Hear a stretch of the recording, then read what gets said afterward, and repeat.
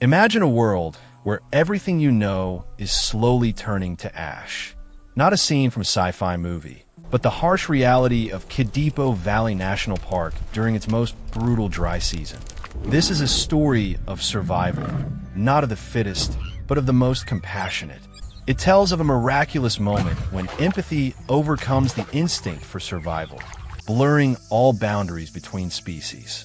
In the vast expanse of Kidipo Valley National Park, a land defined by its ruggedness, the dry season arrives not merely as a change in weather, but as a sentence. The sun, a tireless eye in the sky, bleaches the savanna, turning lush green carpets of grass into brittle straw. The ground, cracked and thirsty, groans under the weight of a seemingly endless drought. It's a time of hardship, a test of survival that only the strongest, and sometimes the luckiest, can pass. But this year, the sentence is harsher. The heat, magnified by the absence of rain, has ignited a natural phenomenon: the seasonal bushfires. What began as a thin wisp of smoke on the horizon soon erupted into a gargantuan blaze that consumed everything in its path. This was not just fire. It was a living, ravenous entity, a force that tore through the ancient landscape, erasing centuries of life in a matter of minutes. In a dense acacia grove, a troop of gorillas, once the undisputed kings of their domain, found themselves part of this horrifying reality. Their peaceful lives were shattered by the roar of the flames and the suffocating smell of smoke. Panic swept through the troop. Mothers clutched their infants. Powerful silverbacks bellowed commands, and the entire family scrambled to escape the encroaching blaze. In that chaos, one baby gorilla, barely a few months old, a tiny bundle of dark fur, stumbled. It had let go of its mother's hand for just a second, a fleeting moment of curiosity, and in that instant, it was lost. The world around it dissolved into a blur of hazy smoke and fiery embers. It was alone, its tiny cry swallowed by the thunderous roar of the fire. The world was burning, and so was its hope. It found itself stranded, a small island of life in a sea of fire, its heart beating a frantic rhythm against its ribs. It was a silent scream, a quiet plea for a mother who was no longer there. Its story, it seemed, was destined to end here, a forgotten casualty of nature's cruel indifference. As the last tendrils of smoke drifted over the charred plains, another shape emerged from the gloom. It was a hyena, a lone female, her coat a mosaic of gray and brown.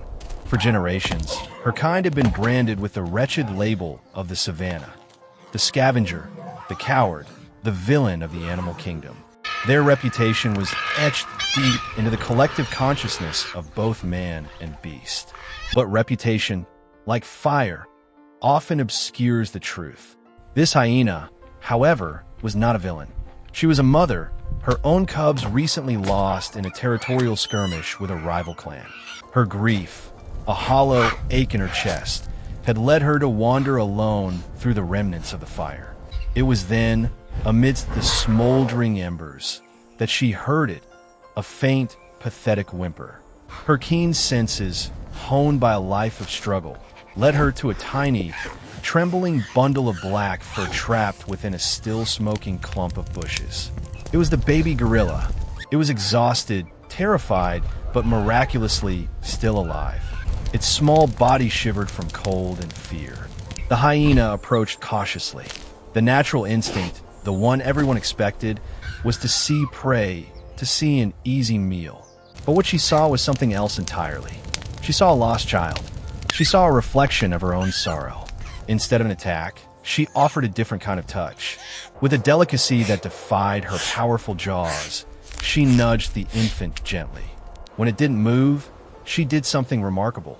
She softly, almost reverently, took the baby gorilla into her mouth. Her bite was impossibly soft, carefully poised in a way that seemed to defy her very nature. No one witnessed this act, only the scorched trees and the indifferent sky.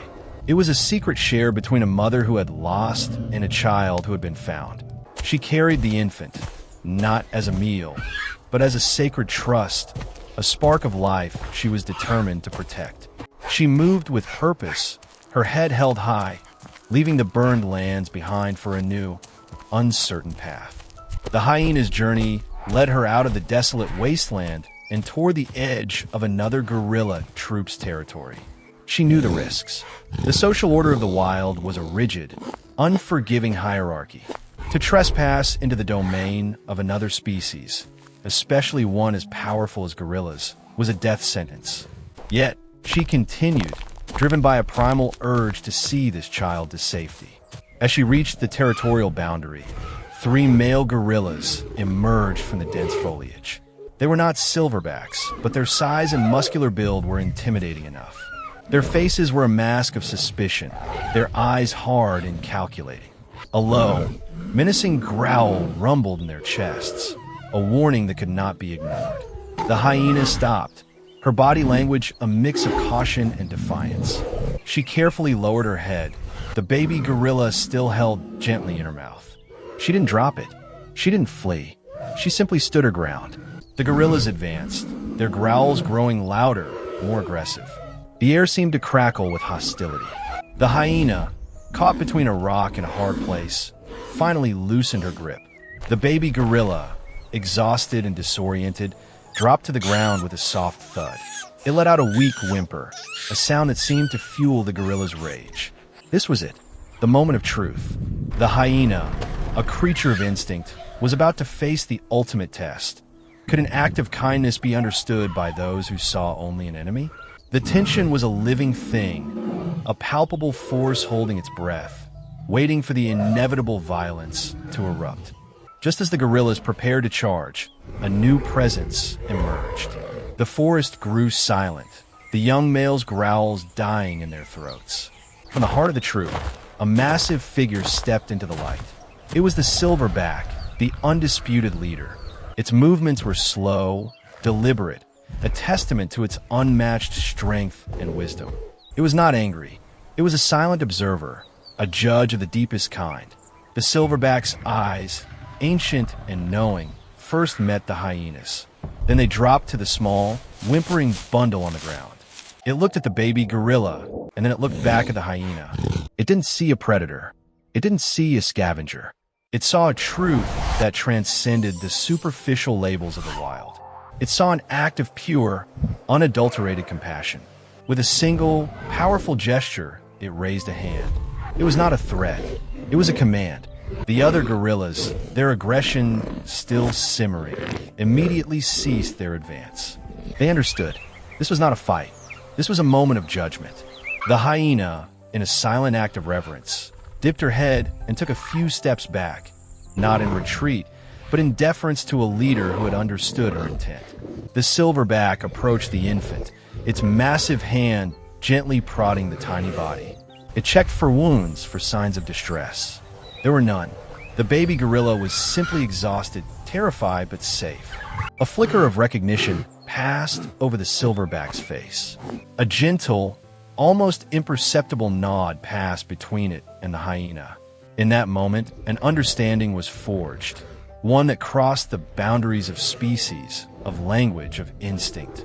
It was a silent acknowledgement of a good deed, a bond of mutual respect. The crisis was over. The silverback, with the dignity of a true king, turned and picked up the baby gorilla, gently depositing it into the waiting arms of the troop. There, the mother, who had returned from her frantic search, let out a cry of relief, a sound of joy that echoed through the treetops. She clutched her baby tight, her protective hands enveloping its tiny form. The hyena, the silent hero of this story, watched from a distance. There was no fanfare, no welcome, no public recognition. Her act of compassion was hers alone. Without a backward glance, she turned and disappeared back into the savannah. She was not a part of their world, and she knew it. But she left with something more precious than praise. The quiet satisfaction of a life saved, of a kindness given with no expectation of reward. And so, as the sun set over Kadipo, painting the sky in shades of orange and purple, a different kind of light shone upon the landscape. It was the light of hope, a testament to a world where ancient rivalries and deep-seated prejudices could be temporarily set aside. The story of the hyena and the baby gorilla became a whisper on the wind, a silent reminder that even in the most brutal of seasons, in the most desolate of places, compassion finds a way. It doesn't need to be loud, it doesn't need to be celebrated. It just needs to exist. This is the eternal truth of Kidipo, a truth that reminds us that the world is a little brighter, a little more humane, when we simply choose to see beyond the surface. If this story touched your heart, please share it with someone who needs to see the world in a new light. And if you're curious about other miraculous stories from the natural world and the lessons they hold for us, hit that subscribe button and join our community. We have so much more to explore together.